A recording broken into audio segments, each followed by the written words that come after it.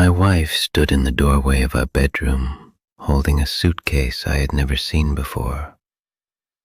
It was black, expensive, and completely packed. For a moment, neither of us spoke. The grandfather clock downstairs ticked through the silence, each second sounding louder than the last. Tick, tick, tick. 20 years of marriage hanging by the thread of a single conversation. I was 65 years old. Olivia was 45. For 2 decades, I believed I knew everything about the woman I loved. That night, I realized I knew almost nothing.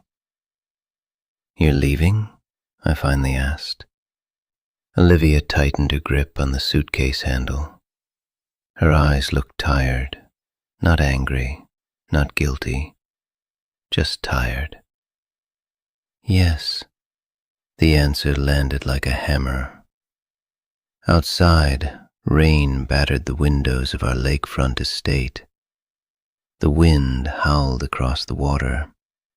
Thunder rolled in the distance.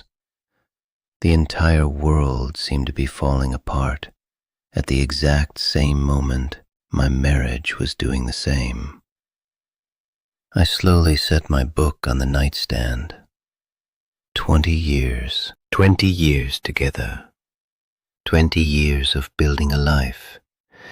20 years of believing we were different from everyone else. And now she was standing there with a suitcase, ready to walk away. "Is there someone else?" I asked quietly. Her eyes immediately dropped to the floor. That was answer enough. My stomach twisted, not because I was surprised, because deep down I had known. The late-night phone calls, the secret smiles while texting, the sudden business trips, the emotional distance, the way she stopped reaching for my hand. The signs had been there. I simply refused to see them. "There is someone," she admitted. The words echoed through the room. I felt every one of my 65 years in that moment, not because of age, because betrayal ages a man faster than time ever can. "Who is he?" She hesitated. "His name is Ryan." Ryan. A name. Just a name.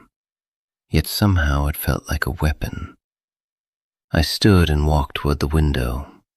Rain streaked down the glass. The lake beyond was dark and endless. A black mirror reflecting a life I no longer recognized. "How long?" I asked. Olivia swallowed. "Almost 8 months." 8 months. 8 months of lies, 8 months of pretending, 8 months of kissing me goodbye every morning while building another life behind my back. Most men would have exploded. Most men would have screamed. Some would have begged. I did none of those things. I spent 40 years building a business empire. I learned long ago that the first person to lose control usually loses everything. So I remained calm, at least on the outside. Inside, my world was burning. "What do you want?" I asked. Her answer came immediately. "A divorce." Thunder shook the house. The timing was almost poetic. I turned toward her. The woman I had loved for 20 years looked like a stranger. Her wedding ring still sat on her finger, a symbol that suddenly meant nothing. "I see." She seemed confused by my calm reaction. Perhaps she expected a fight. Perhaps she expected tears. Perhaps she wanted proof that I still needed her. Instead, I walked past her and sat in my leather chair. The same chair where I had signed million-dollar deals. The same chair where I planned my retirement. The same chair where I imagined growing old beside her. Funny how quickly dreams can die. "There is something else," Olivia said. I looked up. Her expression had changed. For the first time all evening, she looked afraid, not guilty, afraid. A small detail, but an important one. "What is it?" I asked. She opened her mouth, then closed it again. For several seconds she simply stood there, frozen, as if fighting some invisible battle inside her own mind. Finally, she spoke. "Zack, there are things you don't know." I laughed bitterly. "I think that's obvious." "No," she said, "you don't understand." The fear in her voice caught my attention. Something was wrong, very wrong. This wasn't the confidence of a woman leaving her husband for another man. This sounded like the fear of someone trapped. "Then explain it." She shook her head. "I can't." "Why not?" "I just can't." The room became silent again. Rain pounded against the glass. The clock downstairs continued ticking. And for the first time that night, my anger was replaced by something else. Confusion. Because Olivia looked terrified. Not of me, of something else. Something I couldn't see. Something I didn't understand. Suddenly her phone buzzed. The sound made her jump, actually jump. I noticed. A message appeared on the screen. She glanced at it, and all the color drained from her face. My heart began to pound. "What is it?" "Nothing." "Olivia." "Nothing, Zack." But it wasn't nothing. I knew it. She knew it. The fear in her eyes was impossible to hide. She quickly locked the screen and slipped the phone into her purse. Then she picked up the suitcase. "I have to go." "Go where?" "Please don't ask." My jaw tightened. For 20 years I had trusted this woman with everything, and now she couldn't even tell me where she was going. "Are you in trouble?" I asked. She froze. The question hit something. I could see it. For a split second, tears appeared in her eyes. Then they disappeared. "Goodbye, Zack." She turned and walked toward the door. Every instinct in my body screamed at me to stop her, to demand answers, to force the truth into the light. Instead, I remained seated, because something felt wrong. This wasn't a normal affair. This wasn't a normal divorce. This felt bigger, darker, more dangerous. Olivia reached the doorway. Then she stopped. Without turning around, she whispered 5 words that changed everything. "Trust me one last time." Then she walked away. I listened to her footsteps descend the staircase. A minute later, I heard the front door close. Then silence. Complete silence. I sat alone in the darkness. The woman I loved was gone. The marriage was over, and I had absolutely no idea why. But one thing was certain. Olivia was hiding something. Something powerful enough to destroy a 20-year marriage. Something terrifying enough to make her leave without explanation. At that moment, I believed I was the victim. I believed my wife had betrayed me. I believed another man had stolen her from me. What I didn't know was that within 30 days, I would uncover a secret so shocking it would force me to question everything: my marriage, my business, my past, even my own identity. And when the truth finally emerged, I would discover that the real enemy wasn't the man named Ryan. It was someone much closer. Someone who had been standing beside me for years, smiling, waiting, planning. And by the time I realized who it was, my life would already be in ruins. I did not sleep that night. I sat in the darkness of the master bedroom, staring at the empty side of the bed where Olivia had slept for 20 years. The silence felt unnatural. Every room in the house seemed different, larger, colder, emptier. At 3 in the morning, I walked downstairs and poured myself a glass of whiskey. The grandfather clock continued its relentless march through the night. Tick, tick, tick. The sound reminded me that time never stops for broken hearts. By sunrise, I had made a decision. I was going to find out the truth, not the version Olivia wanted me to believe. The truth, every piece of it, no matter how ugly it turned out to be. I spent 40 years building one of the largest commercial construction companies on the East Coast. I did not become successful by ignoring details. Details mattered. Details revealed secrets, and right now, Olivia was one giant secret. The next morning, I walked into my office. The room smelled of leather and old books. Sunlight streamed through the floor-to-ceiling windows. For years, this room had been my command center, the place where I solved impossible problems. Today was no different. I picked up my phone and dialed a number. The call connected after 2 rings. Marcus Investigations. Marcus, it's Zack. There was a brief pause. Zack?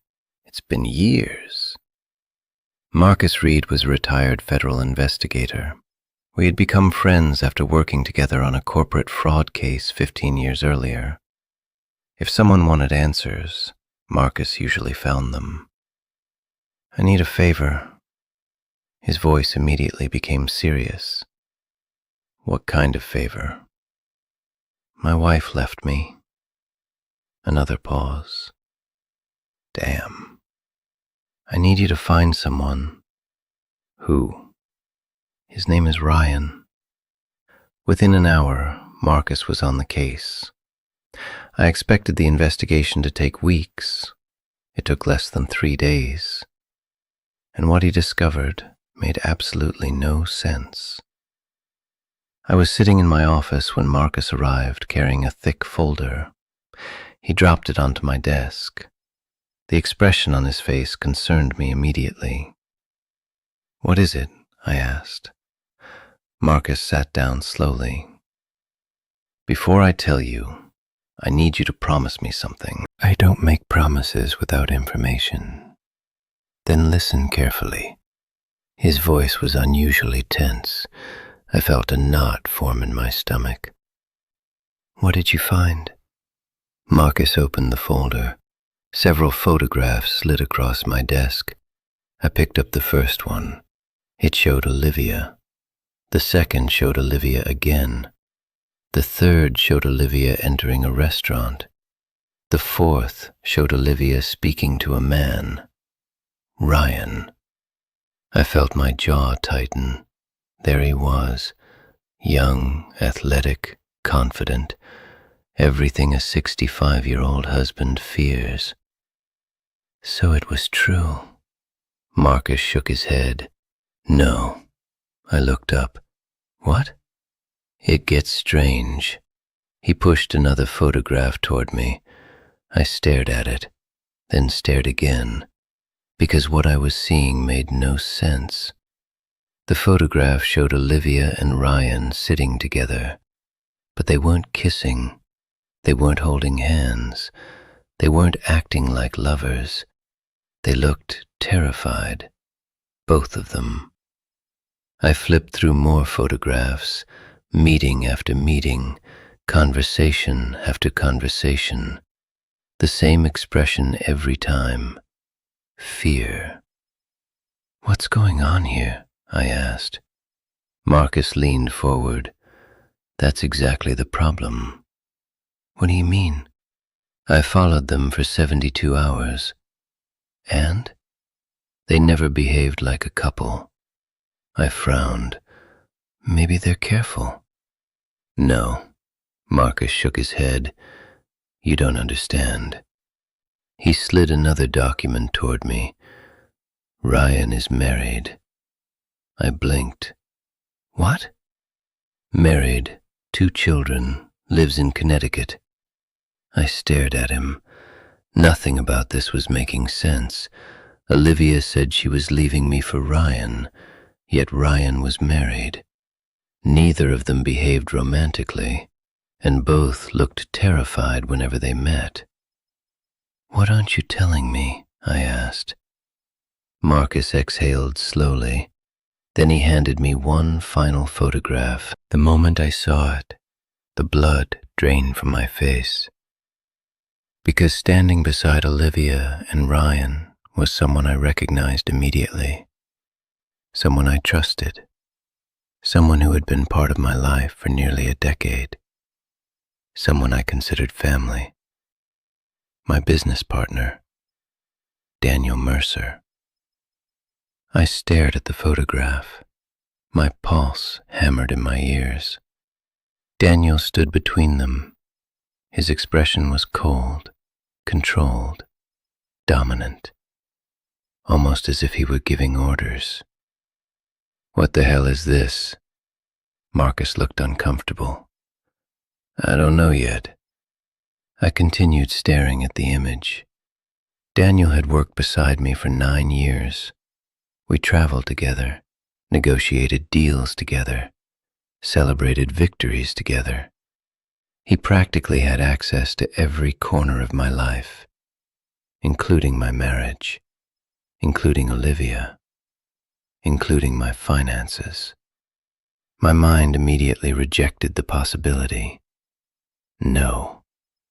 Marcus remained silent. "No," I repeated. "Daniel wouldn't do this."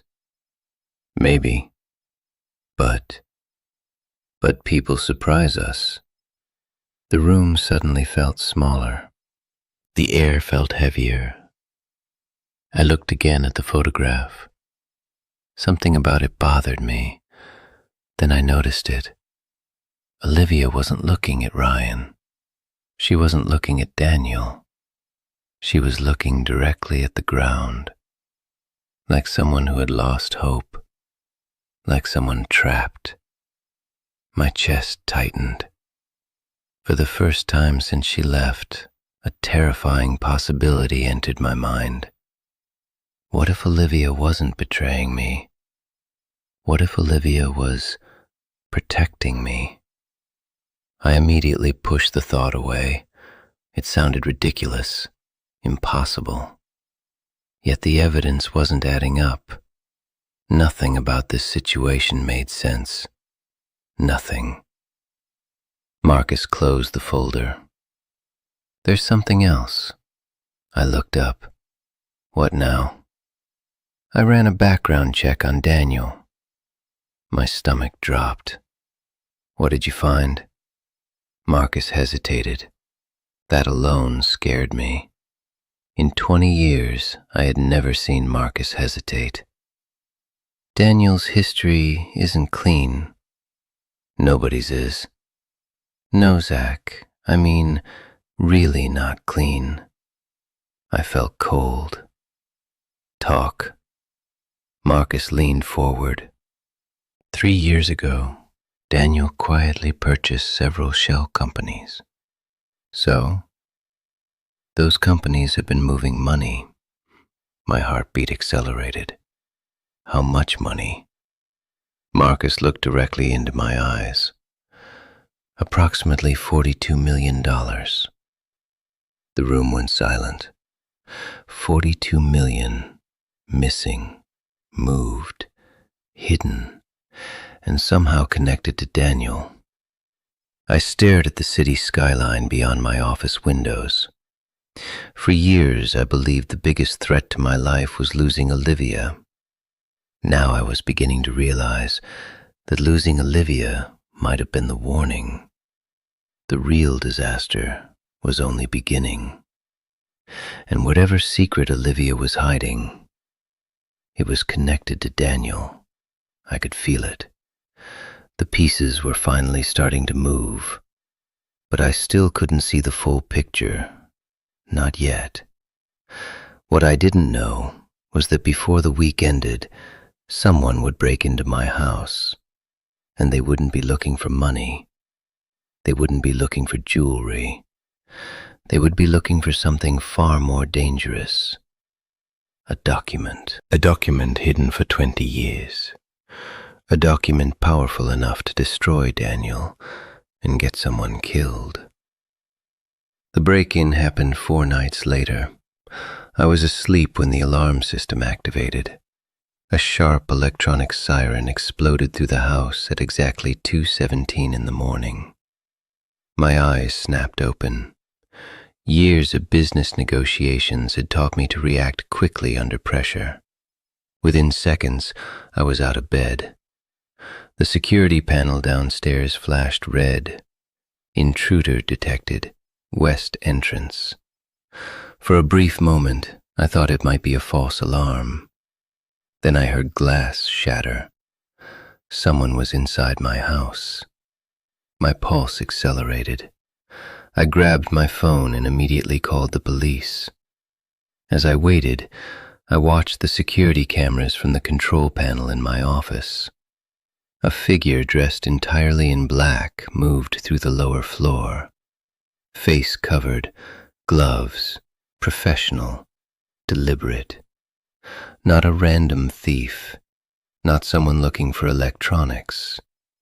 This person knew exactly where they were going. I watched as the intruder ignored the television, ignored the artwork, ignored the expensive furniture. Instead, they headed directly toward my office. A chill ran through my body. How did they know where to go? The answer came quickly, because they were looking for something specific, something hidden, something valuable. The intruder entered my office and immediately began searching. Drawers, cabinets, bookshelves.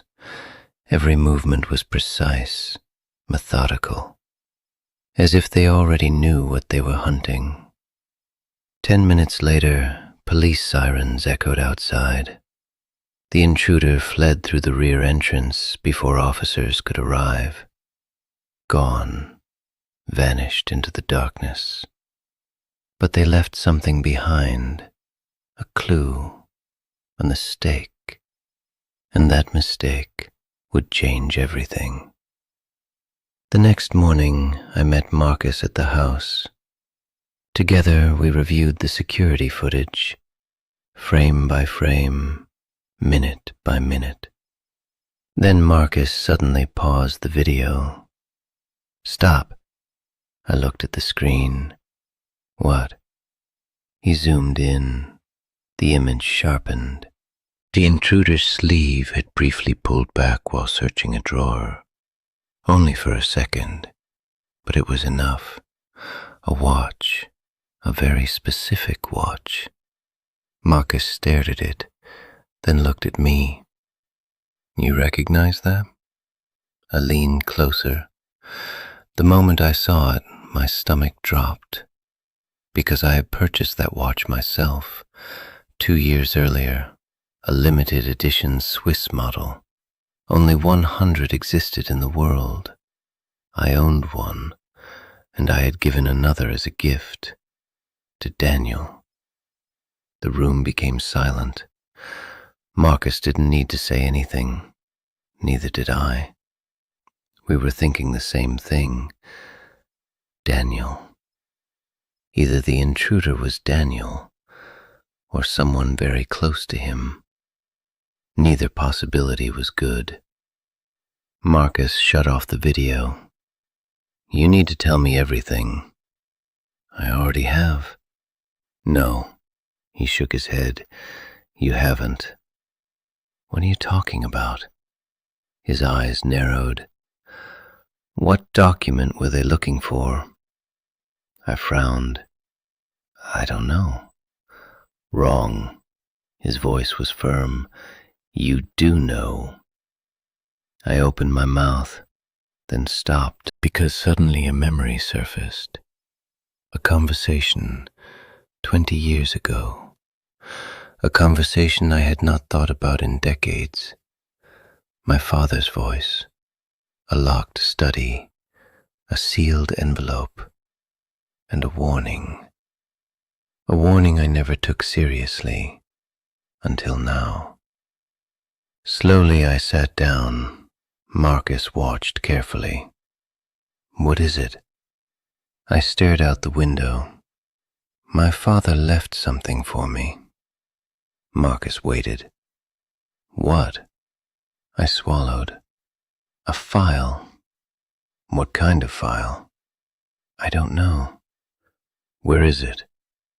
I hesitated, because suddenly I realized something terrifying. The file still existed, hidden exactly where my father left it, untouched for 20 years, and somehow, someone else knew about it. The realization sent chills down my spine. Marcus leaned forward. Zack. I looked at him. Where is the file? I answered quietly. In the lake house. His eyes widened. The old lake house? I nodded. The property had belonged to my family for generations. A small wooden cabin sitting nearly 30 miles from my primary residence. Nobody visited it anymore. Nobody except me. And even then, only once or twice a year. If someone was searching for a document hidden there, then they knew things they should not know. Dangerous things. Marcus immediately stood. We're going. Now? Now. 3 hours later, we arrived at the cabin. The sky was gray. Clouds hung low over the water. The place looked exactly as I remembered. Old, quiet, forgotten. Yet the moment we stepped inside, I knew something was wrong. The front door was slightly open. Marcus noticed it too. Neither of us spoke. The silence itself said enough. Someone had been here. Recently. Very recently. We entered carefully. The cabin appeared untouched.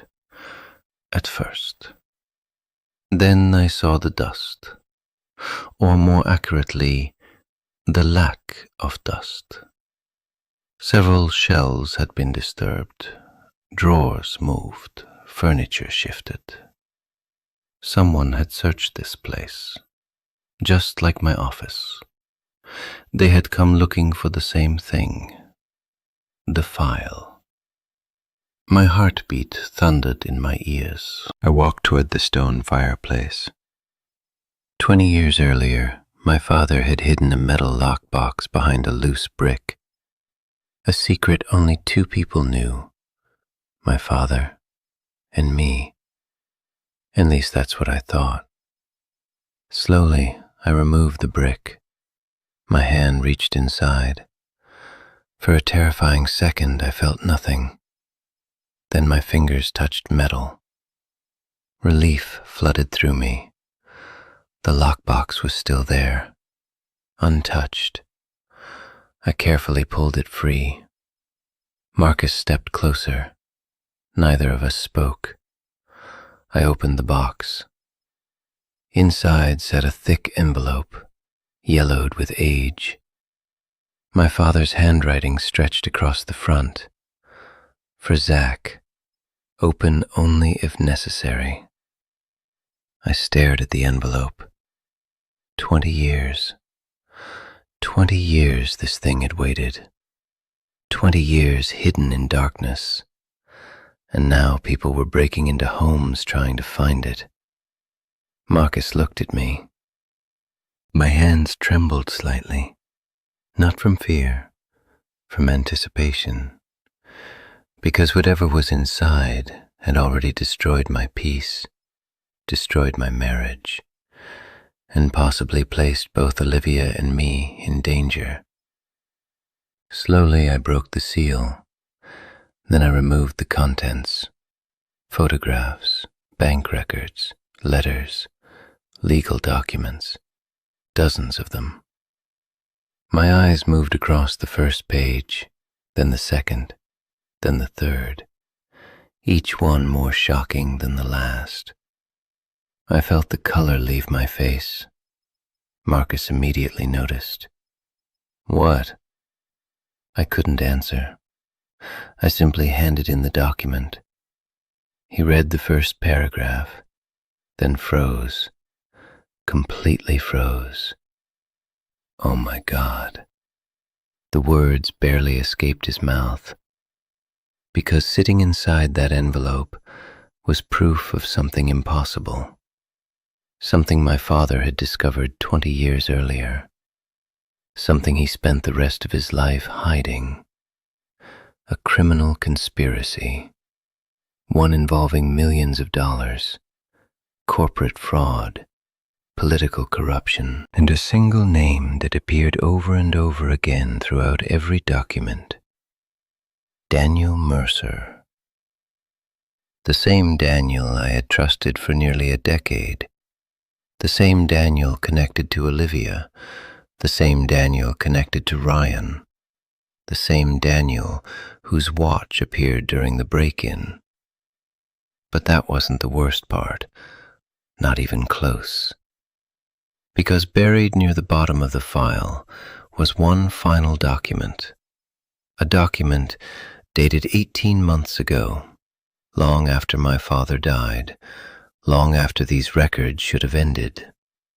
Someone had added new information, recent information, and attached to that page was a photograph that made my blood run cold, because standing beside Daniel was Olivia, not as his victim, not as his employee, not as his friend.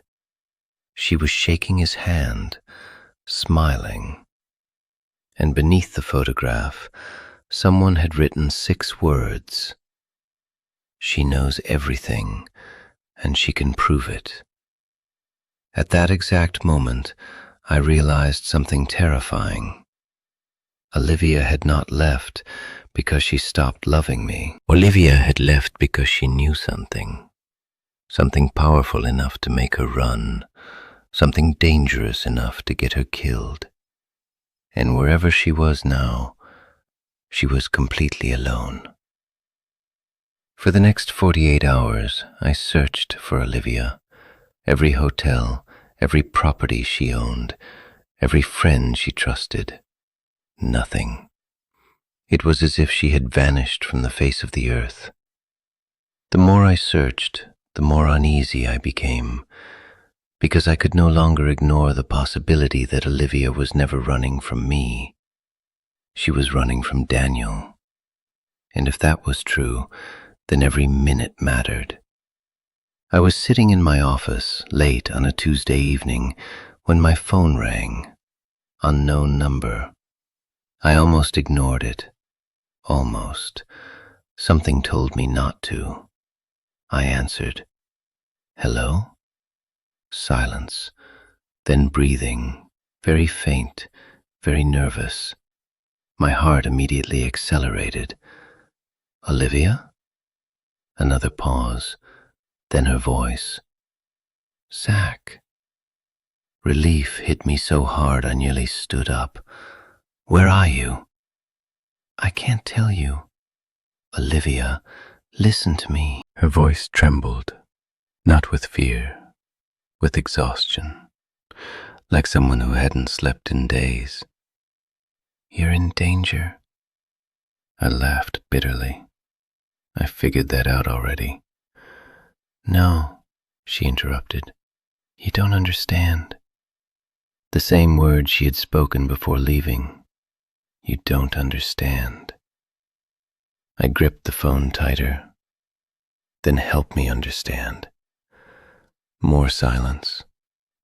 Then she said something that changed everything. Daniel knows about the file.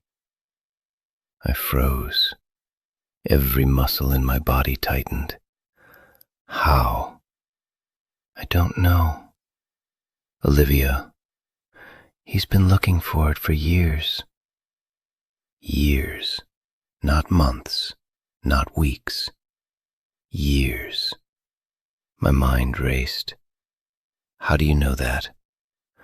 Her breathing became heavier, because she already knew the answer would hurt. I worked for him. The room seemed to tilt. What? I worked for Daniel. The words struck harder than anything else. Harder than hearing about Ryan. Harder than the divorce. Harder than the betrayal. Because suddenly, every suspicious meeting, every secret conversation, every unexplained absence made sense.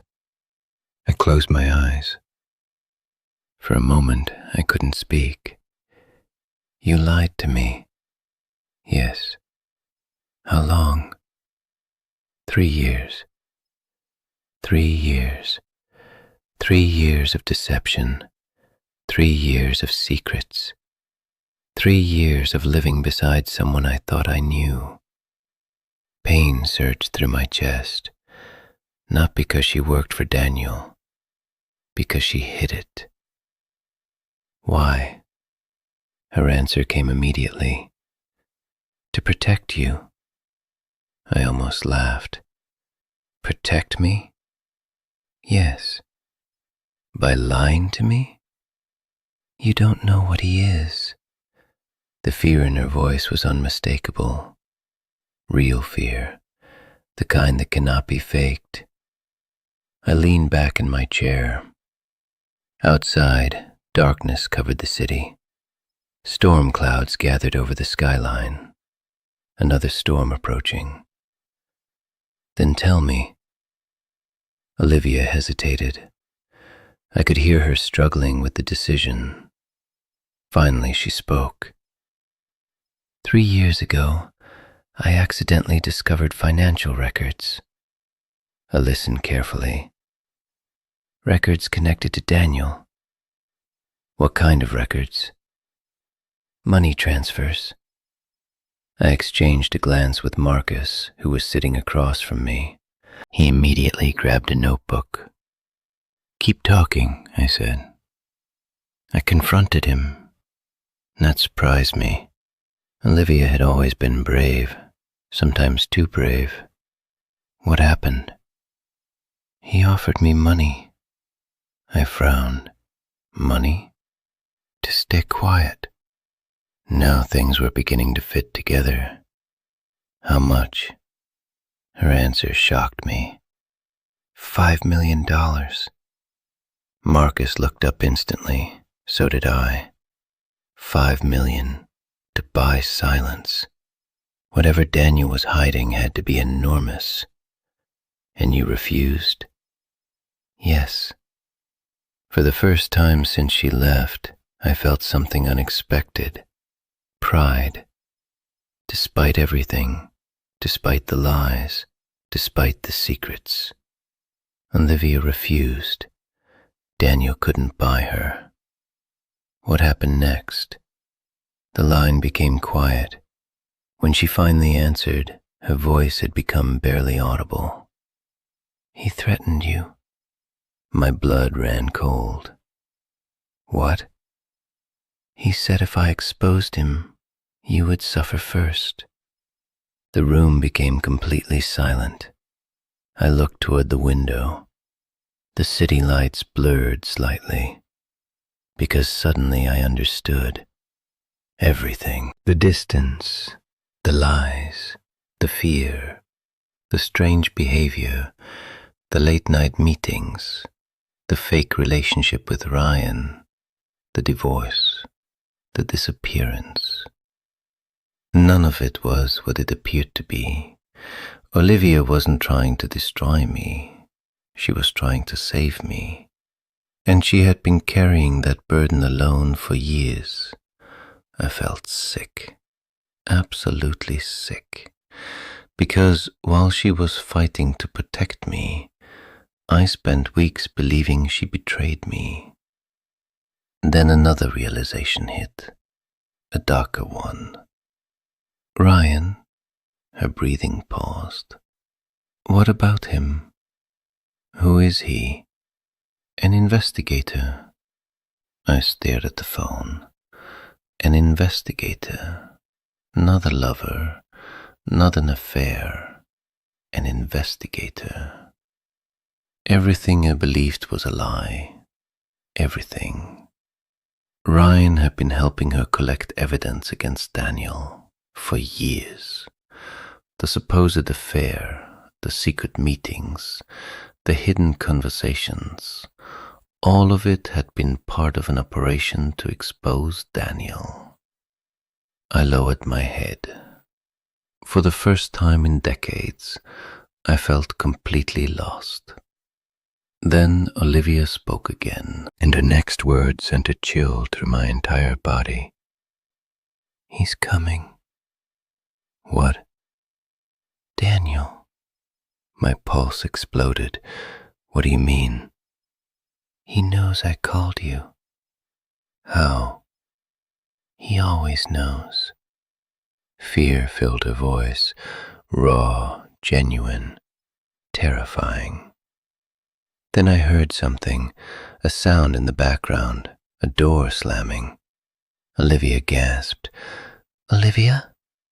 Footsteps, fast, heavy, getting closer. My heart nearly stopped. Olivia!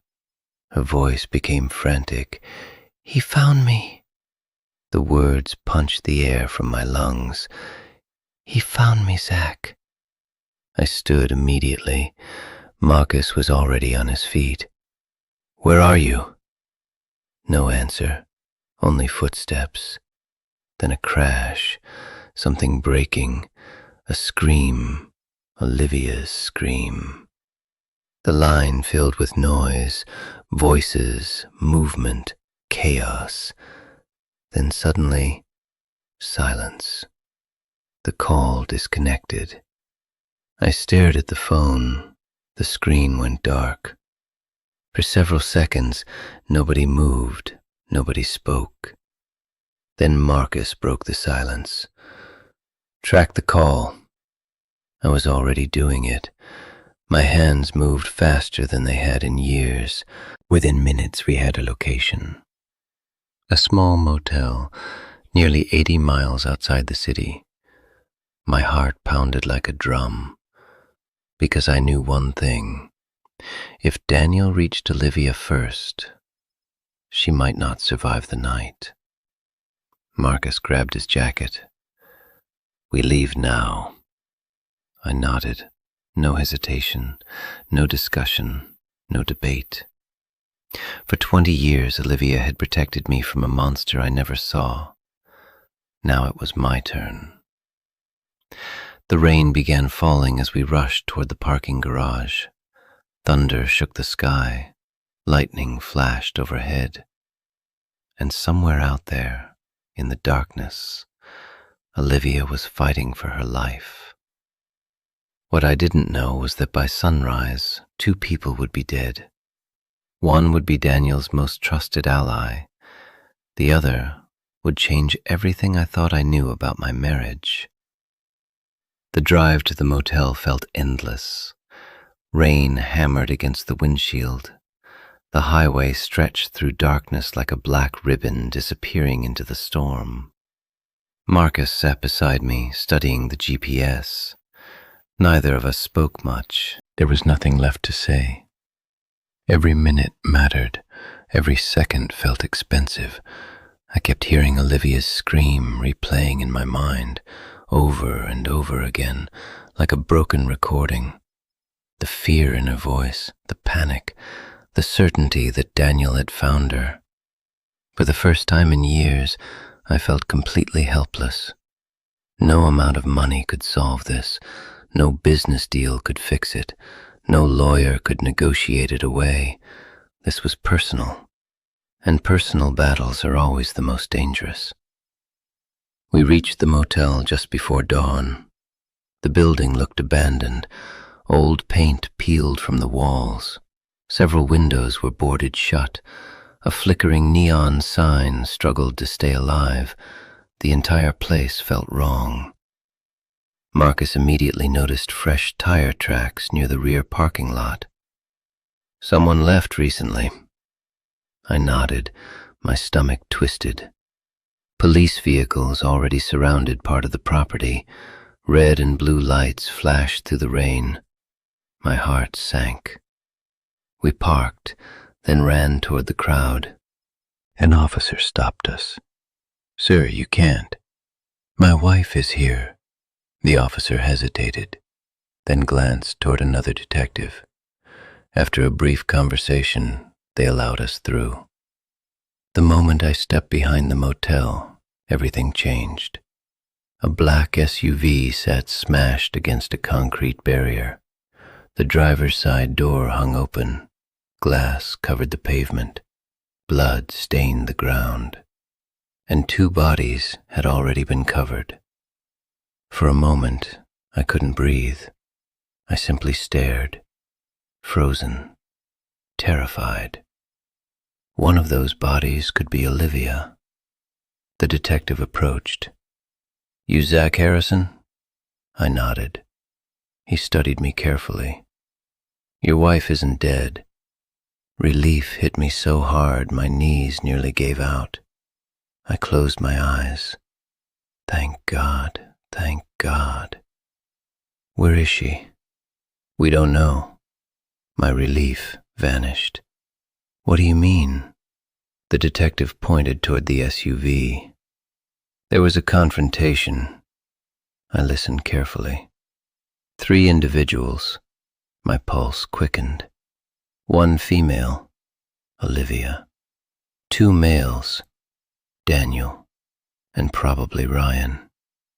The detective continued. "Witnesses heard shouting." Then he pointed toward the covered bodies. "Those 2 are deceased." I stared at the sheets.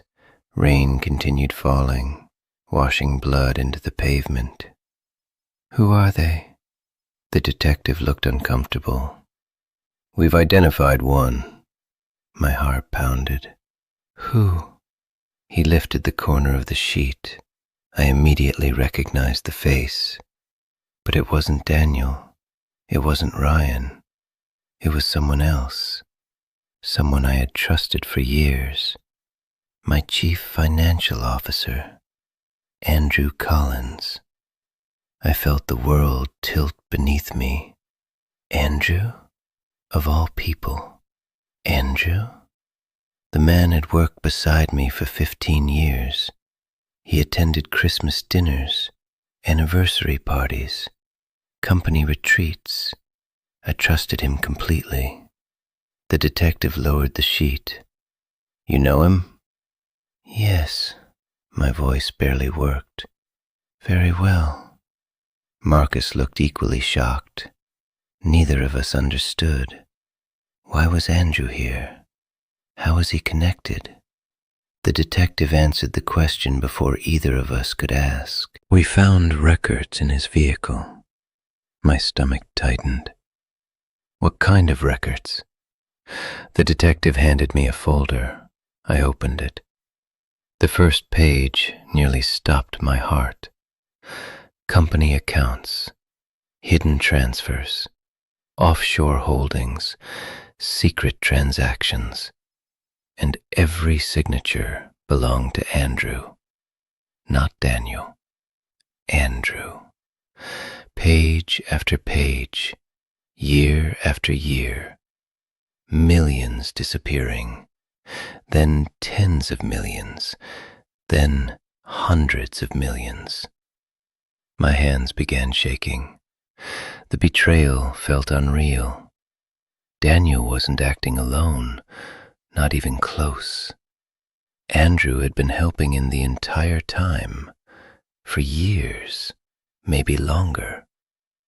Everything I thought I knew was collapsing. Marcus turned another page, then another. Suddenly he stopped. Zack. I looked up.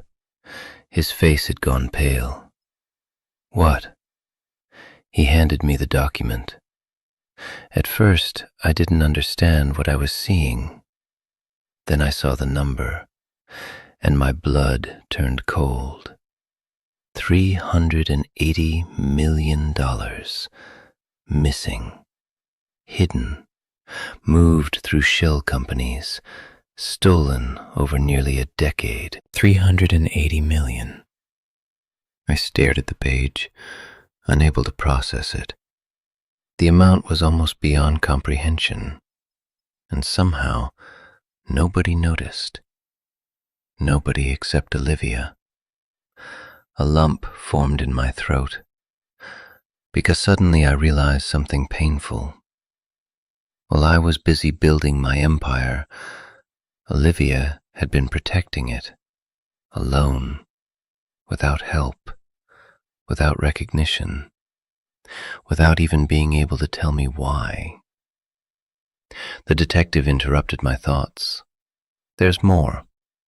I looked up. Where's Daniel? The detective's expression darkened. We don't know. My stomach dropped. What about Ryan? The detective pointed toward the second covered body. I felt frozen. Slowly, I walked forward, every step heavier than the last. Then the detective pulled back the sheet. My breath caught. It wasn't Ryan. It wasn't Daniel. It was another man entirely, someone I had never seen before. The detective explained. False identification. I frowned. What? The name Ryan was fake.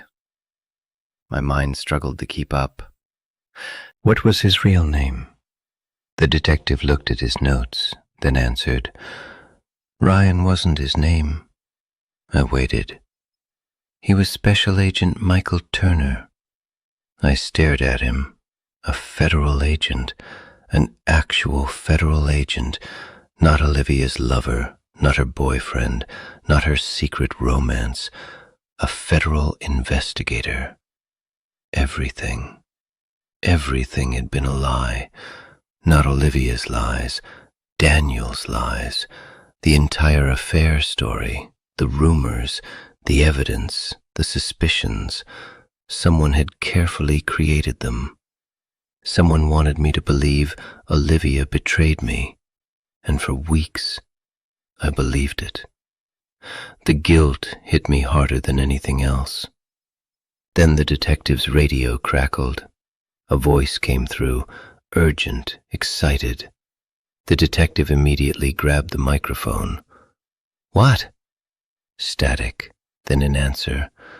The detective's eyes widened. He turned toward me. What is it? I asked. For several seconds he simply stared. Then he spoke. We found your wife. My heart nearly stopped. Is she alive? A pause, then a nod. Yes. Relief flooded through my body. Where? The detective took a deep breath. At a hospital. I immediately turned toward my car, but the detective stopped me. Wait, I looked back. What now? His next words changed everything. She's asking for you. I felt my chest tighten. After everything, the lies, the separation, the fear, the danger, after all of it, the one person Olivia wanted to see was me. What I didn't know was that when I reached that hospital, Olivia would finally reveal the truth she had hidden for 3 years, and that truth would expose the real mastermind behind everything. A person neither Daniel nor Andrew ever controlled. A person far more dangerous. A person I had known my entire life. My own brother. My brother.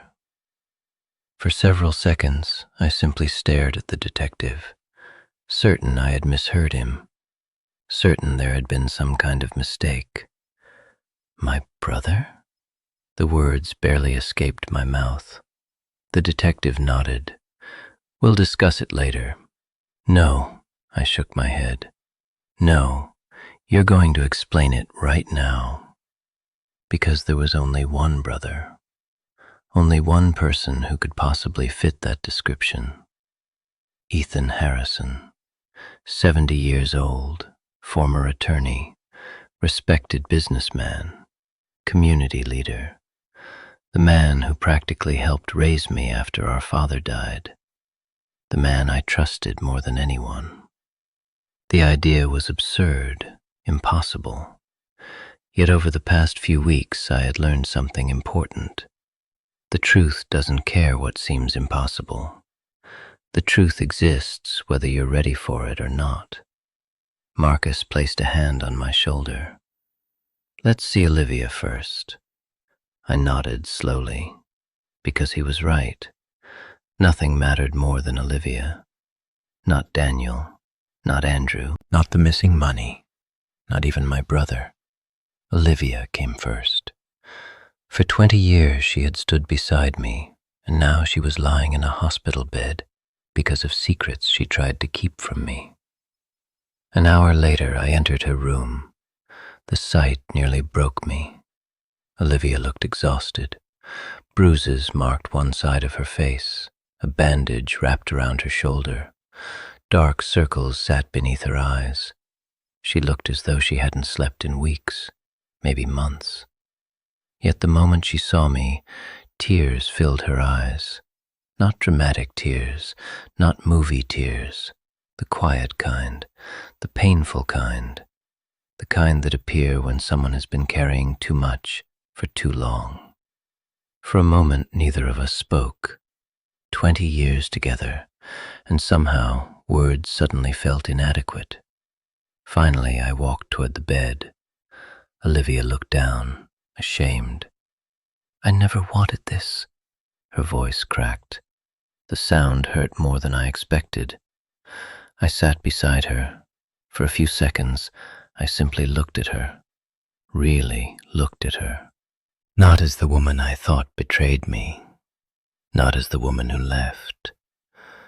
But as the woman who spent 3 years protecting me from something I never even knew existed. You should have told me. She nodded. I know. Why didn't you? Fresh tears appeared. Because I was scared. The honesty in her answer hit me hard. Olivia had always been fearless, or at least that's what I believed. Now I realized she had been terrified the entire time. Terrified and alone. I took a deep breath.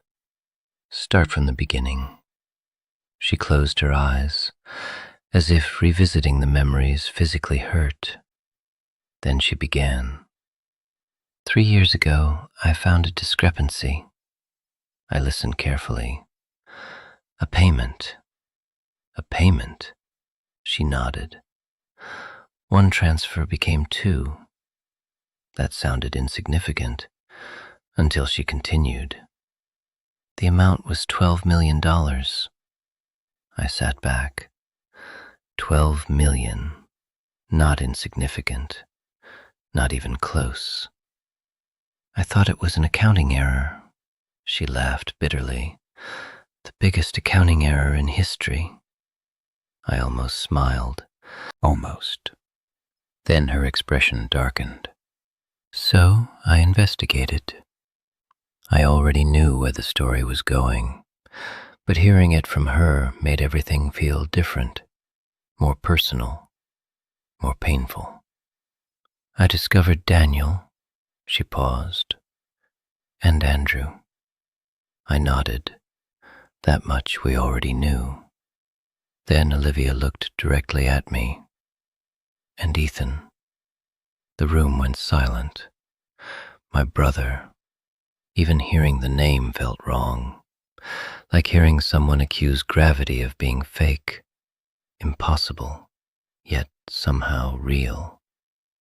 What exactly was Ethan doing? Olivia swallowed, then answered. He was running everything. I felt physically ill. Everything. Not helping, not participating, running it, leading it. The words echoed through my mind. That's impossible. She shook her head slowly. No. Then she reached into her bag, a bag the hospital staff had recovered after the attack. From inside she removed a flash drive, small, black, ordinary, yet somehow terrifying. This is why they wanted me dead. I stared at it. What is on there? Everything. My pulse accelerated. Everything? Olivia nodded. Financial records, recorded conversations, emails, contracts, bank accounts. Her eyes filled with tears again. Enough evidence to destroy them forever. The room became silent, because suddenly I understood why people were dying, why homes were being broken into, why Olivia had spent years living in fear. That flash drive wasn't information. It was a weapon, and everyone wanted control of it. I reached toward it, then stopped. Have you looked at everything? Olivia hesitated. That hesitation immediately caught my attention. What? She looked away. Not everything. My stomach tightened. What aren't you telling me? Her eyes met mine again, and for the first time since entering the room, I saw genuine fear. Not fear of Daniel, not fear of Ethan, fear of me. The realization chilled me. Olivia, her voice barely worked. There's something in those files. What? She swallowed, then answered. Something about your father. The room felt colder, much colder. My father died 20 years ago. I know. Then what about him? Olivia looked down. For several seconds she couldn't speak. When she finally did, her voice was almost a whisper. Your father didn't die of natural causes. The words hit like a freight train. Everything stopped. The room, the noise, the world, all of it. I simply stared, unable to breathe, unable to think, unable to process what I had just heard. What did you say? Olivia's hands trembled. The files suggest he was murdered. My heart pounded so violently I could hear it. No. She closed her eyes. I wish I was wrong. No. The word came out louder this time, more desperate. My father suffered a heart attack. Everyone knew that. Doctors confirmed it. Hospitals confirmed it. Death certificates confirmed it. It was a fact, an undeniable fact. Yet Olivia wasn't finished. There was an investigation. What investigation? A private one. I felt dizzy. There are reports, medical records, witness statements, insurance documents. Every word made things worse, not better, worse. Because every word sounded real, too real. I stood and walked toward the window. The city stretched beyond the glass. Cars moved below. People lived their lives, completely unaware that my entire reality was collapsing. First my marriage, then my company, then my brother, and now my father. I placed a hand against the glass, trying to steady myself, trying to breathe, trying to think. Then Olivia spoke again, and her next sentence changed everything. Zack? I didn't turn around. What? The person who ordered it. My entire body tensed. Slowly I looked back. Olivia's face had become pale, almost ghostly. She looked like someone about to step off a cliff. Then she said the name hidden at the center of every secret, every betrayal, every death, every lie. Ethan. My brother. The room began spinning because suddenly every puzzle piece fit together. The money, the corruption, the missing documents, the fear, the cover-ups, the manipulation, even my father's hidden file. Everything pointed toward one man, one trusted man, one smiling man, a man who had spent decades pretending to love me while secretly stealing my future and possibly taking my father's life. At that exact moment, a nurse rushed into the room. Panic covered her face. "Mr. Harrison." I turned. "What is it?"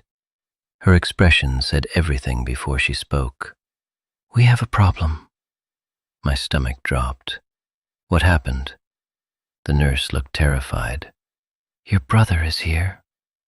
The room went completely silent, because standing somewhere inside that hospital, only a few floors away, was the man accused of destroying my family, the man accused of stealing hundreds of millions, the man accused of murder. And somehow, he already knew where we were. My brother was in the hospital. For several seconds, nobody moved, nobody spoke. The words hung in the air like smoke after an explosion. I looked at Olivia. She had gone completely pale. The fear in her eyes was immediate, instinctive. The kind of fear that appears when someone has spent years running from a nightmare and suddenly realizes it has caught up with them. "Are you sure?" I asked the nurse. She nodded. "He checked in about 10 minutes ago." My pulse accelerated. Did he ask for me? Yes. The answer made my stomach turn. Of course he did. Ethan never did anything by accident, not according to the evidence, not according to Olivia, not according to the hundreds of millions of dollars that had disappeared over the years. Everything about Ethan was calculated, precise, controlled. The nurse hesitated. "There's something else." I looked at her. "What?" "He said he already knows you're here." The room became silent again. Marcus immediately stepped forward. "How?" The nurse shook her head. "I don't know." Neither did I. But Ethan always seemed to know things he shouldn't. That realization bothered me more than anything else. Olivia gripped my arm. "Don't meet him alone." I looked down at her hand. It was trembling. "Olivia." "Promise me." Her voice cracked. "You don't understand how dangerous he is." I almost laughed. Not because it was funny, because only a month earlier I would have called the idea ridiculous. Dangerous? Ethan? The man who bought me my first bicycle. The man who attended every birthday, every graduation, every anniversary. The man who cried at my wedding. Dangerous? Yet here we were. Bodies were piling up, lives were being destroyed, and every road seemed to lead back to him. I squeezed Olivia's hand gently. I'm not afraid of my brother. The moment the words left my mouth, I realized they weren't true, because for the first time in my life, I was. 20 minutes later, Marcus and I entered a private conference room on the 6th floor. Hospital security stood outside. 2 detectives stood inside, and sitting alone at the far end of the table was Ethan. He looked exactly the same. Gray hair, expensive suit, perfect posture, calm expression. The same man I had known my entire life, yet somehow completely different. Because once suspicion enters your mind, you start noticing things. The coldness in his eyes, the calculated smile, the way he studied people instead of looking at them. Small details, details I never noticed before. Ethan smiled as I entered. Zack? The sound of my name made my skin crawl. I sat across from him. Marcus remained beside me. Neither of us spoke. Finally, Ethan sighed. I suppose you've heard some interesting stories? Interesting stories, as if people hadn't died, as if my marriage hadn't nearly collapsed, as if none of this mattered. I stared directly at him. Did you kill our father? The smile disappeared instantly. The room froze. Even the detectives looked surprised. No small talk, no introduction, no warning. Straight to the heart of it. Ethan leaned back slowly, then laughed, actually laughed. A soft, disappointed laugh. You really believe that? I didn't answer, because I wasn't sure what I believed anymore. The evidence pointed toward him, but evidence can lie. People can manipulate. Appearances can deceive. I needed facts, not assumptions. Ethan folded his hands. Your father wasn't murdered. Relief tried to surface. I pushed it away, because Ethan would obviously say that. Then he surprised me. At least, not by me. The room went silent. Marcus immediately leaned forward. What does that mean? For the first time since entering the room, Ethan looked uncomfortable. Actually uncomfortable. Not nervous, not scared. Sad. The emotion caught me completely off guard. He looked at me, not as a criminal, not as an enemy, as my brother. There's a lot you don't know. The exact same words Olivia used. The exact same words everyone seemed to use. I was getting tired of hearing them. Then tell me. Ethan nodded slowly, then reached into his briefcase. A thick folder appeared. He slid it across the table, toward me. I opened it. The first page immediately caught my attention. A photograph, old, faded, taken more than 20 years ago. My father stood beside another man, a man I had never seen before, yet something about him felt familiar, very familiar. I flipped to the next page and nearly stopped breathing, because there was another photograph, this time featuring me, at 20 years old, standing beside my father, and hidden in the background was the same man, watching. My pulse exploded. Who is he? Ethan looked directly into my eyes. The real reason your life is falling apart. A chill ran through my body. What are you talking about? Ethan exhaled slowly, as if carrying a burden for years. Then he spoke. His name is Victor Kane. The name meant nothing to me. Yet Ethan's expression suggested it should. He was your father's business partner. I frowned. My father never had a partner. Ethan laughed sadly. That's what he wanted you to believe. The room suddenly felt much smaller. Victor Kane, a name I had never heard, a man hidden in old photographs, a man connected to my father, connected to Ethan, connected somehow to everything. I continued reading, page after page, photographs, records, contracts, and one terrifying pattern.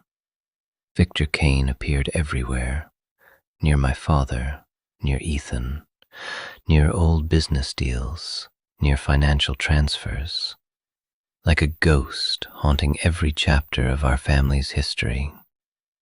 Then I reached the final page, and my blood turned cold, because attached to that page was a recent photograph, very recent, less than 6 months old.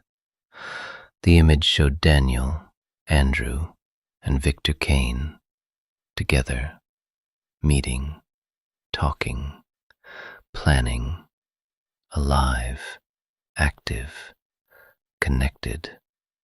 I stared at the picture, trying to process what I was seeing. Then Ethan delivered the sentence that shattered everything. Daniel never worked for me. I looked up. What? He worked for Victor. The room became silent. Every assumption, every conclusion, every accusation suddenly felt unstable, like a building built on rotten foundations. Ethan leaned forward. Victor spent 20 years trying to find your father's file. I thought about the lockbox, the hidden documents, the break-ins, the desperation. It fit. All of it fit. He believes something is missing. What? Ethan's expression darkened. Proof. Proof of what? The answer came quietly, almost too quietly. Proof that Victor murdered your father. My heart stopped. The room vanished. Everything vanished. All I could hear was my own heartbeat. Victor. Not Ethan. Victor. The name echoed through my head. Then another realization struck, a terrible realization. If Victor had spent 20 years hunting that proof, and Olivia now possessed a flash drive containing everything, then Olivia wasn't the target because of money. She wasn't the target because of fraud. She was the target because she held the final piece. The one piece capable of destroying Victor forever. And if Victor discovered she was still alive, he would come for her again. Ethan looked directly at me, fear finally visible in his eyes, real fear, the kind you cannot fake. Then he spoke 6 words that changed everything. Victor knows Olivia survived. The room went completely silent, because somewhere out there, a man who had allegedly murdered my father, a man powerful enough to manipulate companies, governments, and investigations, had just learned that Olivia was still alive. And this time, he wasn't sending Daniel. He was coming himself. Victor Kane was alive. For 20 years I had never heard his name. Now it was suddenly everywhere, in photographs, in financial records, in secret investigations, in my father's hidden file. And according to Ethan, Victor wasn't just another businessman. He was the architect, the man behind everything, the missing money, the corruption, the threats, the deaths, the destruction of my marriage. The room remained silent after Ethan's warning. Victor knows Olivia survived. Those 5 words changed everything. Because if Victor was willing to eliminate Daniel, manipulate Andrew, and spend decades hunting evidence, there was no limit to what he would do next. I stood from my chair. We need to move Olivia. Marcus nodded immediately. Ethan agreed. For the first time, all three of us were on the same side, not because trust existed, because survival demanded it. The hospital was no longer safe. The moment Victor learned Olivia was alive, every public location became a target. Hospitals, hotels, airports, homes, all compromised. We needed somewhere invisible, somewhere forgotten, somewhere nobody would think to look. Then an idea hit me. The island. Marcus looked at me. What island? The Harrison property. His eyes widened. The private island had belonged to my family for generations. A small piece of land hidden in the northern lake region. No roads, no public access, no visitors. The perfect hiding place. 2 hours later, Olivia was discharged under a false name. Hospital security created a distraction. Marcus arranged transportation, and before sunrise, we disappeared. The boat ride took nearly 90 minutes. Fog covered the lake. Gray water stretched endlessly around us. Visibility was almost zero. Exactly what we wanted. Olivia sat beside me beneath a blanket. Neither of us spoke much. Too much had happened. Too much remained unsaid. Eventually, she looked at me. "I'm sorry." The words were quiet, simple, honest. I stared across the water. For a long moment, I didn't answer, because the truth was complicated. I was angry, hurt, confused, relieved, grateful, all at the same time. 20 years together, 3 years of secrets, months of believing she betrayed me. And somehow, despite everything, I still loved her. That realization surprised me. Maybe it shouldn't have. Love doesn't disappear because life becomes difficult. Sometimes it survives despite impossible circumstances. Finally, I looked at her. "You should have trusted me." Tears appeared in her eyes. "I know. And I should have trusted you." That hurt her even more, because it was true. We had both failed, not because we stopped loving each other, because fear had separated us. Victor didn't destroy our marriage. Fear did. For the first time in weeks, Olivia reached for my hand. I didn't pull away. The fog continued drifting across the water, and for a brief moment, everything felt peaceful. Unfortunately, peace never lasts long. By noon, we reached the island. The main cabin stood exactly where I remembered. Large pine trees surrounded the property. The lake sparkled beneath clear skies. It looked like a postcard. Beautiful, quiet, safe, at least on the surface. Ethan arrived later that evening, carrying additional files, more evidence, more answers, and unfortunately, more questions. We gathered around the fireplace after sunset. The atmosphere felt strangely familiar, like family. Yet nothing about this situation was normal. Marcus spread documents across the table. Ethan opened several folders. Olivia plugged the flash drive into a laptop. Then we finally saw the complete picture. Hours passed. The deeper we looked, the darker everything became. Victor Kane wasn't simply corrupt. He was brilliant, terrifyingly brilliant. Every company connected to him appeared legitimate. Every transaction seemed legal. Every witness disappeared. Every investigation collapsed. For decades, he operated in complete darkness, untouchable, invisible, protected. Then Olivia opened one final folder, and everything changed. Inside was a video file. The timestamp showed 21 years earlier, 1 year before my father's death. The room became silent. Olivia clicked play. Static appeared. The image shook, then slowly stabilized. A hidden camera, secret footage, and sitting around a conference table were three men, Victor Kane, my father, and Ethan. I stared at the screen, unable to look away. The conversation began immediately. Victor looked younger, more energetic, more dangerous. Even through old footage, his presence felt unsettling. Then my father spoke. "What you're doing is illegal." Victor smiled. The smile made my skin crawl. "So is half the world." My father slammed a folder onto the table. "People will go to prison." Victor's smile vanished. "Only if someone talks." The room became silent. Then Ethan appeared on the screen, much younger, much thinner. He looked exhausted, stressed, afraid, and suddenly something became obvious. Ethan wasn't leading the conversation. He wasn't controlling it.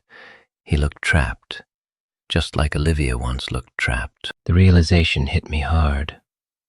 For years, Ethan may have been fighting the same battle. Then my father stood. "I'm done." Victor's expression hardened.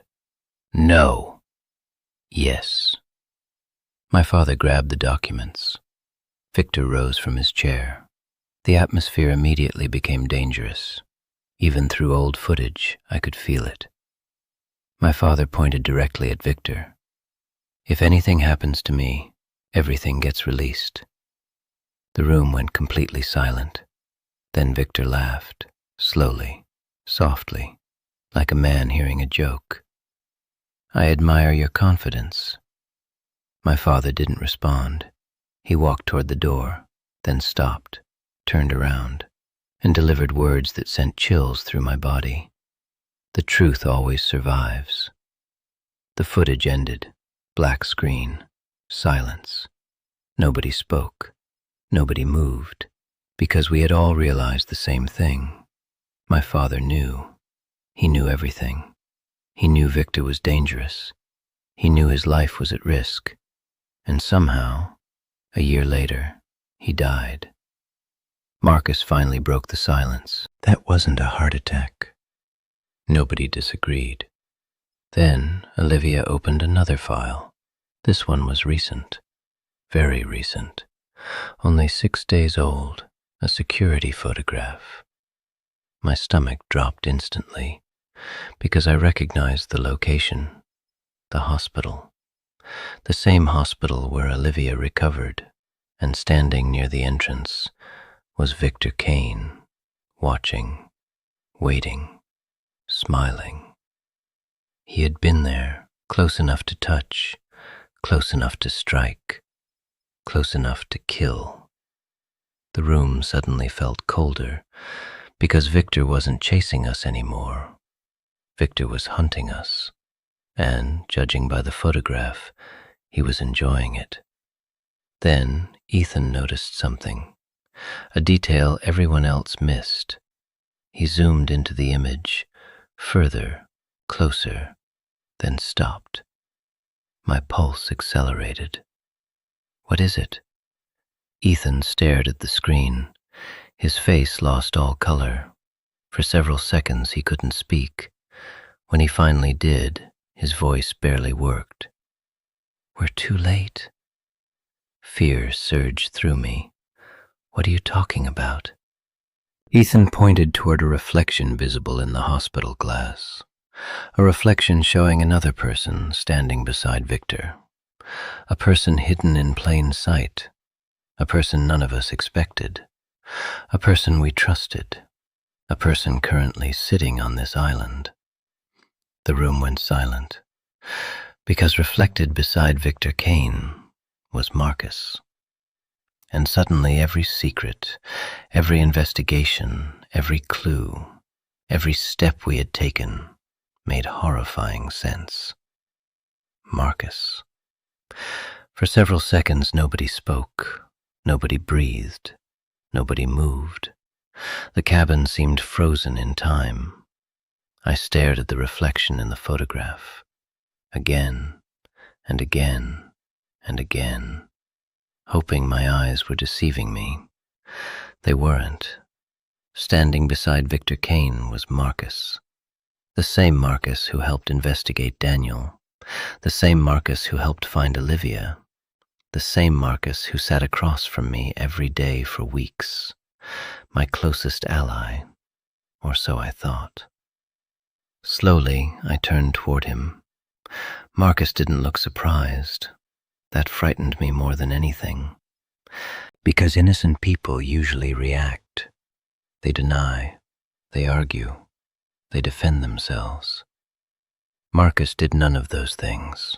He simply sighed, a long, exhausted sigh, the kind a man makes when he's tired of carrying a secret. Olivia stood immediately. Fear flashed across her face. Ethan rose from his chair, every muscle in his body tensed. Nobody trusted Marcus anymore, not after that photograph, not after everything. I felt sick, because betrayal hurts most when it comes from someone you trust. Tell me I'm wrong. My voice sounded distant, even to me. Marcus looked directly into my eyes, then nodded slowly. No.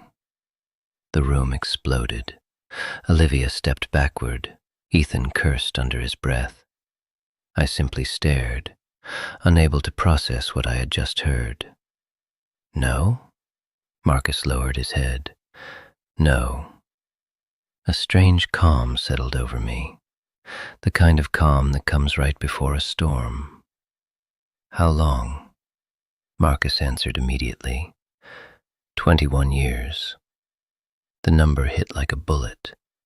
21 years. Longer than my marriage. Longer than most friendships survive. 21 years. I laughed. Not because it was funny, because reality had become absurd. 21 years. Marcus nodded. I met Victor before I met you. The room felt smaller, hotter, harder to breathe. Every memory suddenly became suspect. Every conversation, every favor, every act of loyalty. Had any of it been real? Marcus seemed to understand what I was thinking, because he answered before I asked. Some of it was. I almost punched him. Some of it? What was that supposed to mean? Half loyalty? Half betrayal? I stood. My chair scraped violently across the floor. People died. Marcus closed his eyes. I know. Olivia almost died. I know. My marriage nearly collapsed. His voice cracked. I know. For the first time since discovering the photograph, Marcus looked genuinely broken. Not scared. Broken. And somehow that made everything worse. Because monsters are easy to hate. Broken people are harder. Then Marcus reached into his jacket. Immediately Ethan moved, fast, protective, ready for violence. Marcus raised both hands. Relax. Then he removed a single envelope, yellow, old, worn. He placed it on the table. Nobody touched it. Nobody trusted him enough. Finally, he looked at me. Your father gave me this. My heart stopped. What? 20 years ago. The cabin became silent, completely silent, because my father had been dead for 2 decades, yet somehow his shadow continued shaping everything. Marcus pushed the envelope toward me. He knew. I stared at it. What did he know? Marcus swallowed. That Victor would come after you. A chill ran through my body. Slowly I picked up the envelope. The handwriting was unmistakable. my father's. I would recognize it anywhere. My hands trembled slightly. For the second time in a week, I opened a message from a dead man. Inside sat a single letter, nothing else. No evidence, no photographs, just one letter. I unfolded it carefully, then began reading. And as I read, the entire world changed. Zack, if you're reading this, then I failed. I hoped it would never come to this. I hoped the truth would stay buried long enough for you to live a normal life. But evil has a way of surviving. Victor Kane is not your greatest danger. Fear is. Fear makes good people silent. Fear makes honest people lie. Fear destroys families long before enemies ever can. I know because I lived it. There is something I never told you, something Ethan never wanted you to know, something Marcus promised to protect until the right moment. Victor Kane did not start this war. I did. The words hit me like a truck. I continued reading. 25 years ago, I stole evidence that could destroy powerful people. Victor wanted it. Governments wanted it. Corporations wanted it. Everyone wanted it. I refused, not because I was brave, because I was stubborn. The war that followed destroyed lives, including ours. Ethan stayed close to Victor so he could protect you. Marcus stayed close to Victor so he could monitor him. Both men sacrificed their reputations to keep you alive. You may hate them for it, but understand this. Without them, you would already be dead. I stopped reading. The room spun. Slowly I looked up, at Ethan, then Marcus. Neither man spoke, neither man moved. Both simply waited, because they already knew what the letter said. I looked back down and continued. The final piece of evidence is not in the file, not in the flash drive, not in any account. The final piece is hidden where nobody would ever search, because nobody knows it exists, not even Victor. Only one person knows. Olivia. I froze. The words blurred. Olivia. I looked at her. Her face had gone pale, completely pale. Olivia? She stared at the floor. Tears filled her eyes. The realization hit immediately. She knew. All this time she knew. Not everything, but enough. Enough to explain the fear, the lies, the sacrifices, the distance, the divorce. Everything. My father had trusted her, not me, her. I continued reading. If Olivia is still alive when you read this, trust her. Trust her completely, because the future of our family depends on her. The letter ended there. No signature, no explanation, nothing. Just silence. The cabin remained quiet for several moments. Then, suddenly, a gunshot shattered the night. The cabin windows exploded inward. Glass flew everywhere. Olivia screamed. Ethan dove to the floor. Marcus grabbed me. Another gunshot. Then another. Then another.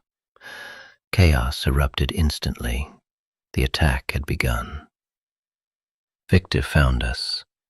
I hit the floor behind the fireplace, heart hammering, adrenaline flooding my body. Outside, engines roared, multiple vehicles, several men, maybe more. Marcus looked through a broken window, his face turned white. "How many?" I shouted. Marcus swallowed, then answered, "Too many." The light suddenly died. Darkness swallowed the cabin. Only moonlight remained. And somewhere outside, Victor Kane was coming. Not hiding, not manipulating, not plotting. Coming personally, to finish a war that had started 25 years earlier. And judging by the sounds outside, he wasn't planning on leaving anyone alive. The first thing I noticed was the silence, not outside, inside. The strange silence that settles over people when they realize death is standing just beyond the door. The cabin was dark. Broken glass covered the floor. Moonlight spilled through shattered windows. And somewhere beyond the trees, Victor Kane was waiting, watching, smiling. I could almost feel it. Another gunshot cracked through the night. Wood splintered near the fireplace. Olivia flinched. Ethan grabbed her arm and pulled her lower. Marcus remained near the window, carefully observing, calculating. The former investigator inside him had fully awakened. 3 vehicles, he whispered. Maybe 8 men. 8. The number settled heavily in my chest. This wasn't intimidation. This wasn't a warning. Victor had come to finish something, a chapter left unfinished for 25 years. Then a spotlight exploded through the darkness. The cabin lit up like daylight. Another spotlight followed, then another, blinding, overwhelming, trapping us. A voice echoed from outside, calm, confident, dangerous. Zack. The sound sent chills through my body. Victor. For the first time in my life, I was hearing the man who had haunted my family for decades. He sounded nothing like I expected. No anger, no rage, just certainty. The certainty of a man who believes he has already won. Come outside. Nobody moved. Victor laughed, a soft laugh. The same laugh from the old video, the same laugh my father heard. The sound felt wrong, almost inhuman.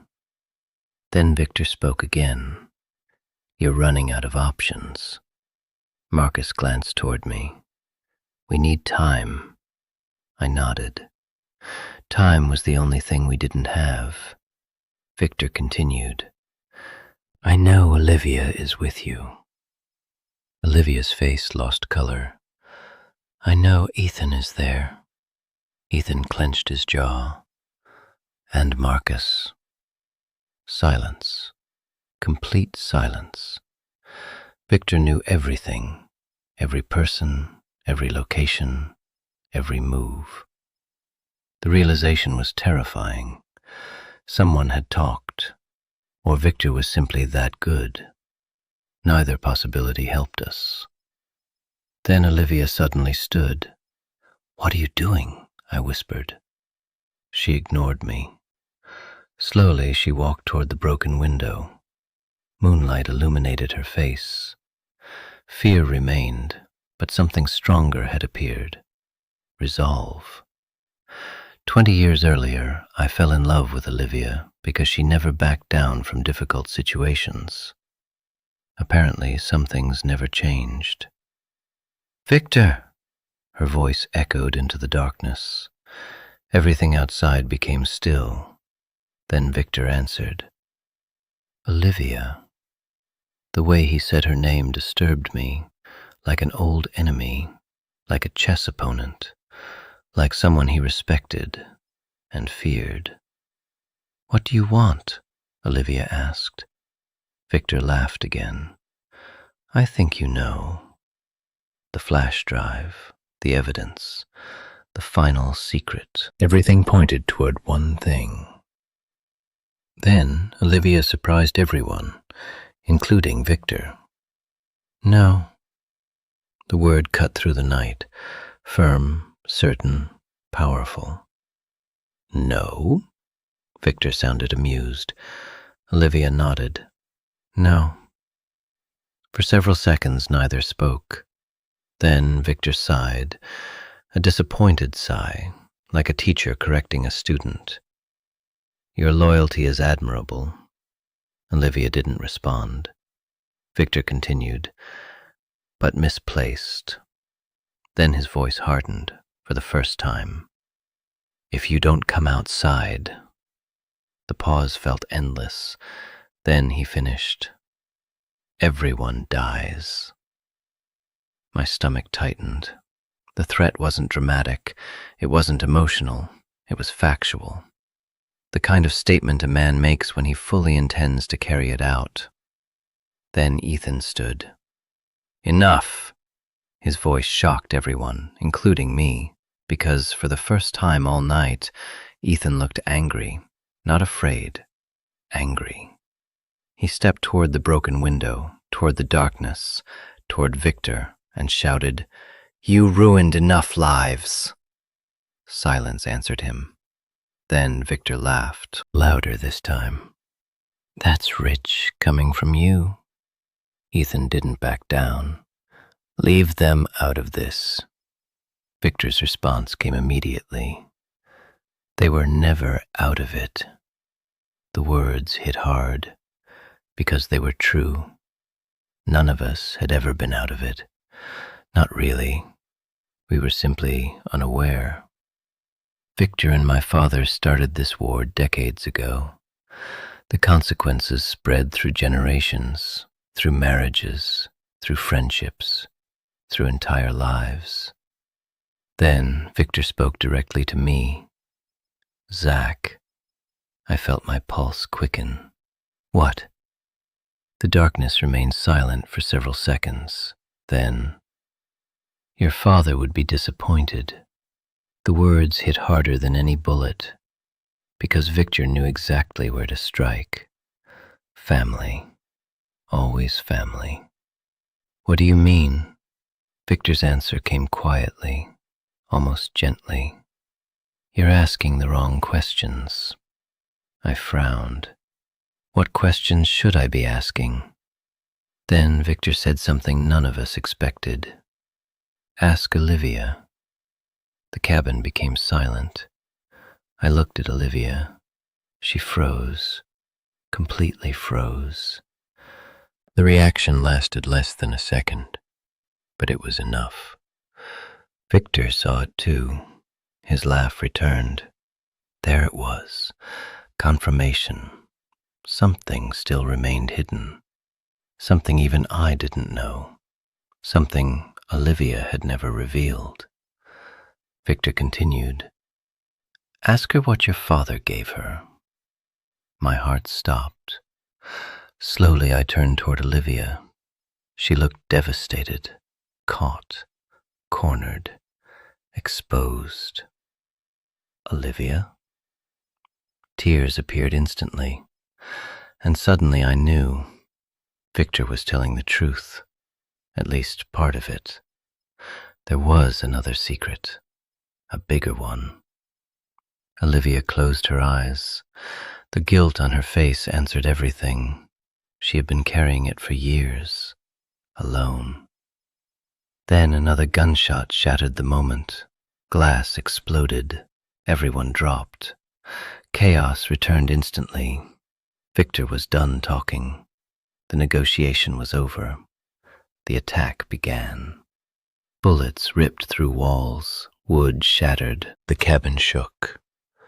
Marcus grabbed a flashlight. Ethan moved furniture against the entrance. I pulled Olivia behind cover. The situation was collapsing fast. Then Olivia grabbed my arm, hard. Zack. I looked at her. Fear filled her eyes. Not fear for herself, fear for me. You need to know. Another explosion echoed outside. Time was running out. What? Fresh tears rolled down her face. My father gave me something. I stared.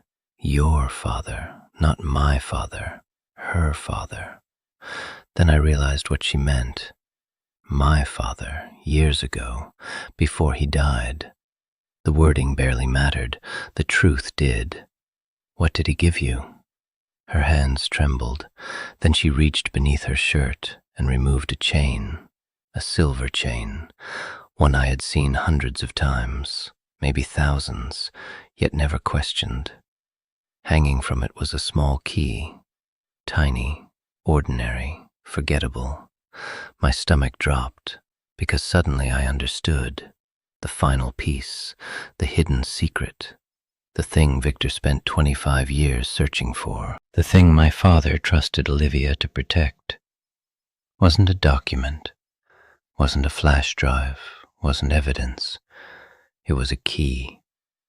And judging by the look on Victor's face outside the shattered window, he had just realized she still had it. For the first time all night, Victor stopped smiling, and that terrified me more than anything else, because monsters only stop smiling when they're afraid, and Victor Kane was finally afraid. Victor Kane was afraid. That realization changed everything. For 25 years, the man had controlled lives like pieces on a chessboard. He manipulated governments, destroyed companies, bought loyalty, buried evidence. And according to everyone who knew him, Victor Kane feared nothing. Yet the moment Olivia revealed the key, his smile vanished. Not faded, vanished. Like someone had flipped a switch. And for the first time all night, he looked human. A dangerous human, but human nonetheless. Another burst of gunfire struck the cabin. Wood splintered, furniture shattered. The assault continued. But Victor himself remained motionless outside, focused entirely on the key hanging around Olivia's neck. The key. A tiny piece of metal, small enough to fit in the palm of my hand, yet powerful enough to terrify the most dangerous man I had ever encountered. Marcus noticed it too. So that's it. Olivia nodded. Tears filled her eyes. Yes. Ethan stared at the key, then slowly sat down, as if decades of questions had suddenly been answered. Oh my God. I looked at him. What? Ethan laughed, not because anything was funny, because the truth was finally visible. The vault! My pulse accelerated. What vault? Ethan looked directly at me. The one your father built. The room became silent. My father. Again. Everything led back to him. Everything. What vault? This time my voice sounded harsher, demanding, desperate, because I was tired of secrets, tired of half-truths, tired of living inside a puzzle. Ethan exhaled slowly, then finally told the truth. 25 years ago, my father created a private evidence vault, a hidden location, unknown to banks, unknown to governments, unknown to Victor. A place designed to survive even if he didn't. Inside was everything, every document, every recording, every account number, every confession, every secret. Enough evidence to destroy powerful people across multiple countries. Enough evidence to expose decades of corruption. Enough evidence to make Victor Kane disappear forever. My heart pounded, because suddenly everything made sense. The hidden file, the threats, the murders, the missing money. Victor wasn't hunting evidence, he was hunting access, the key, the vault, the final piece. And somehow, Olivia had carried it for years, without telling me, without telling anyone.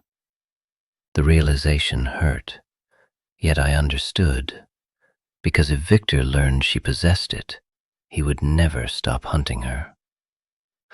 Then something unexpected happened.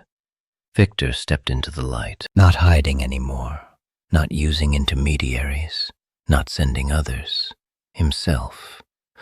For the first time, I saw him clearly. 72 years old, silver hair, dark coat, sharp eyes. He looked ordinary. That disturbed me, because evil rarely looks evil. Most of the time it looks normal, trustworthy, friendly, human. Victor looked through the shattered window directly at Olivia, then spoke. "Give me the key." Olivia didn't move. Victor smiled slightly, not the old smile, a forced one, a desperate one. "Olivia." Silence. "Please." The word shocked everyone. Please. Victor Kane was pleading. The situation had clearly changed, because men like Victor never beg unless they're losing. Olivia stood, slowly, carefully. The silver key reflected moonlight. Victor watched it like a starving man watching food. 25 years. His voice sounded tired, almost defeated. 25 years because of that key. Nobody answered. Victor looked at me, then Ethan, then Marcus, finally Olivia. "I've lost everything." The statement surprised me, because it sounded true. The empire, the money, the influence, the control, all of it was collapsing. The evidence already existed. The authorities were already moving. The conspiracy was unraveling. Victor knew it. We knew it. Everyone knew it. Then Olivia asked the question nobody else dared ask. "Did you kill him?" Victor became still, completely still.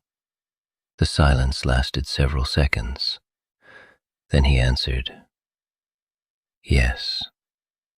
The word hit like thunder. No excuses, no denial, no hesitation. Just truth. Raw, ugly, terrible truth. My father, murdered. Not a theory, not a possibility, not a suspicion. Murdered. The confirmation punched the air from my lungs. For years I mourned a heart attack. For years I believed fate stole him. Now I knew the truth. A man standing 50 feet away stole him. Victor continued. I warned him. Nobody spoke. I begged him. My fists clenched. He wouldn't stop. Tears filled my eyes. Not because Victor deserved sympathy. Because hearing my father's final fight made him feel alive again. Victor looked toward the lake, as if remembering. He believed truth mattered more than survival. The words sounded almost respectful, and somehow that made them worse. Then Victor laughed quietly. He was probably right. For the first time all night, nobody interrupted him. Nobody argued. Nobody moved. Because the war was over. Victor knew it. The question wasn't who would win. The question was how it would end. Then sirens echoed across the water, distant but growing louder. Multiple boats, multiple vehicles. Authorities, federal agents, state police, everyone. The evidence Olivia gathered had finally reached the right people.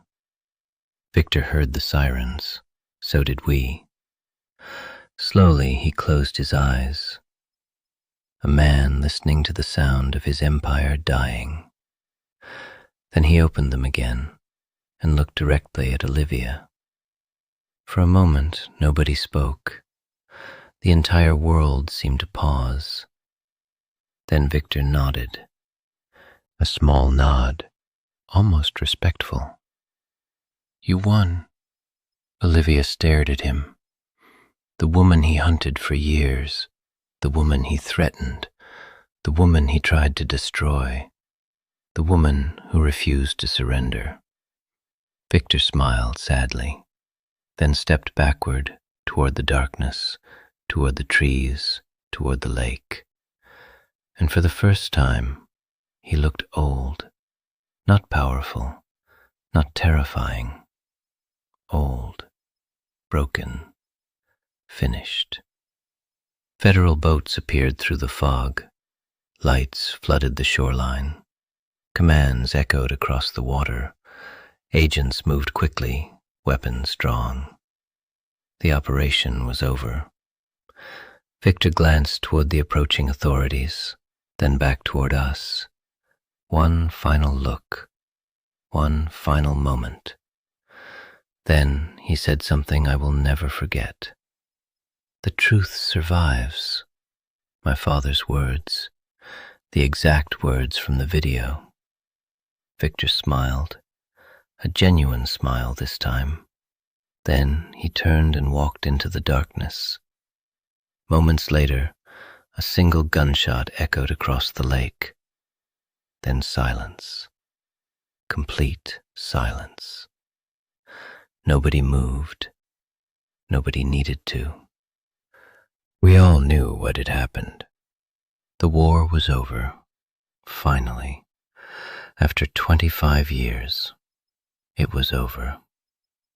As federal agents secured the island, I found myself standing beside Olivia, the woman I nearly lost, the woman I misunderstood, the woman who carried the weight of my family's future alone for years. Neither of us spoke. Words seemed unnecessary. The lake reflected the first light of dawn.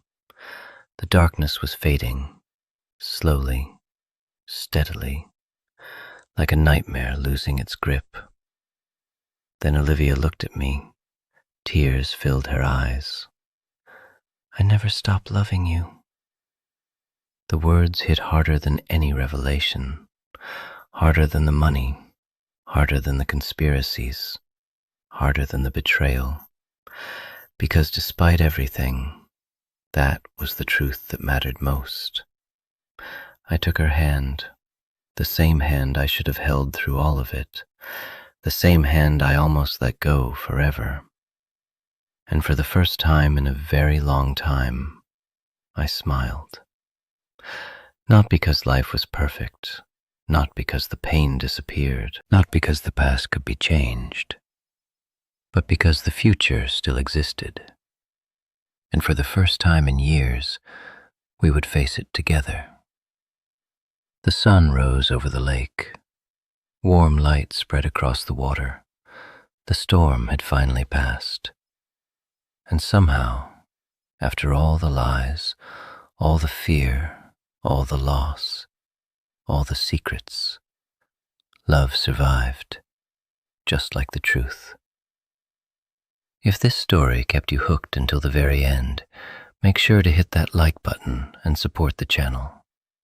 Subscribe and turn on notifications so you never miss another unforgettable story of betrayal, secrets, revenge, and justice. After everything Zack and Olivia endured, one question remains. If you were in Zack's position, would you have trusted Olivia again after years of lies and hidden truths? Or would the damage have been too deep to repair? Let me know your answer in the comments below. I read every single one. And remember, the truth can stay buried for years, but sooner or later, it always finds its way to the surface. Until next time, stay safe and never underestimate the power of patience, loyalty, and karma.